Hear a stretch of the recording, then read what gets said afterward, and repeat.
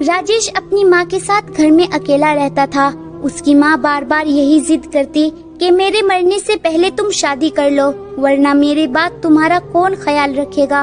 मगर राजेश हर बार ये कहकर बात टाल देता कि अभी कोई अच्छी जॉब मिल जाए तो तब देखूंगा, क्योंकि जो जॉब वे कर रहा था वे उससे खुश नहीं था। कुछ साल गुजरने के बाद राजेश को एक अच्छी कंपनी से जॉब का ऑफर आया और उसने कंपनी ज्वाइन कर ली। अब उसका शादी न करने का बहाना भी खत्म हो गया और जॉब मिलने के कुछ साल बाद राजेश की शादी हो गई। सब ठीक था, दोनों पति पत्नी खुश थे। शादी के कुछ महीने बाद राजेश की मां की मृत्यु हो गई और घर में दोनों पति पत्नी अकेले रह गए। राजेश सुबह ऑफिस चला जाता और शाम को ही घर लौटता। कुछ साल गुजरे तो राजेश महसूस करने लगा कि अब उसकी पत्नी उससे पहले की तरह प्यार नहीं करती और ना उसका पहले की तरह ख्याल रखती है।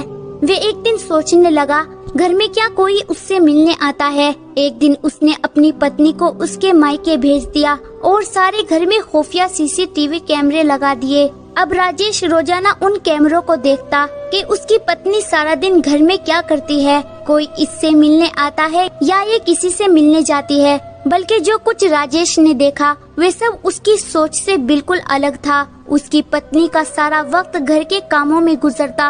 वे एक अच्छी और नेक पत्नी थी। राजेश को ये सब देखकर बहुत अफसोस हुआ और शर्मिंदगी हुई। वे चाहता था कि वे अब अपनी पत्नी को सब कुछ बताकर उससे माफी मांगे कि उसने किस तरह उस पर शक किया और उस शक में कितनी गलत और घटिया हरकत कर बैठा था। उसको अभी तक यकीन नहीं आ रहा था कि ये सब कुछ हो गया। उस शाम जब वे ऑफिस से घर आया तो अपनी पत्नी के लिए कुछ कपड़े और गिफ्ट लेकर आया। वे बस अपनी गलती की माफी मांगना चाहता था। वे अपनी नजरों में गिर चुका था। जब उसकी पत्नी ने देखा कि उसका पति इसके लिए कपड़े और गिफ्ट लेकर आया है तो वे बहुत खुश हुई, मगर साथ ही राजेश की आंखों की शर्मिंदगी भी उसे साफ साफ नजर आ रही थी। उसने राजेश से पूछा कि आज तुम बहुत मायूस से नजर आ रहे हो, बताइए क्या बात है।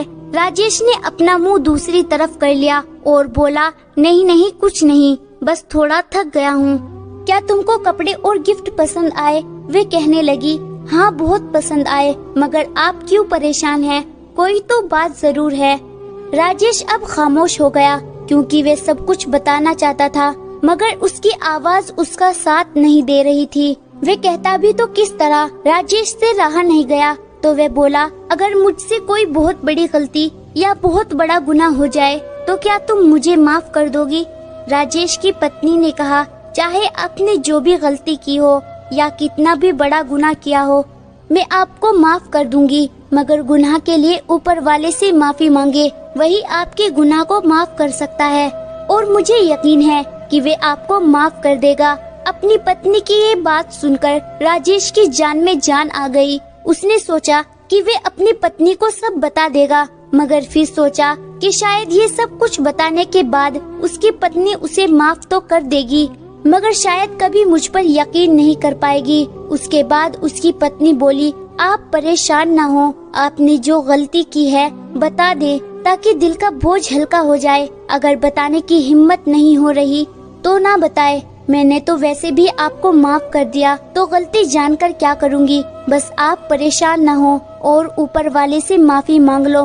वैसे भी सच्चे दिल से मांगी हुई माफी को ऊपर वाला कभी रद्द नहीं करता। राजेश के दिल से सारा बोझ आहिस्ता आहिस्ता उतरता जा रहा था। वे सोच रहा था कि उसने क्या किया और उसकी पत्नी कैसे उसको तसल्ली दे रही है। आखिरकार राजेश ने अपनी पत्नी से माफी मांगी और ऊपर वाले से भी रो रो कर माफी मांगने लगा और खुद कसम खाई कि वे कभी किसी पर शक नहीं करेगा और कभी ऐसी गलती नहीं करेगा और अपनी पत्नी को हमेशा खुश और आराम देगा जैसे उसने मुझे आराम और सुकून दिया।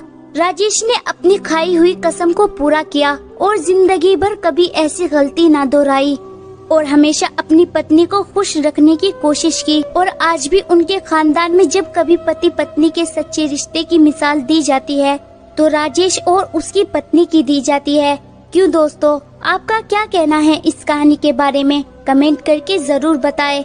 वीडियो को लाइक कर दीजिए और इसी तरह की कहानियाँ लगातार देखने और सुनने के लिए चैनल को सब्सक्राइब करके घंटी को दबाकर ऑल पर सेट कर लीजिए, ताकि आने वाली वीडियो का नोटिफिकेशन आपके पास तुरंत पहुँचे।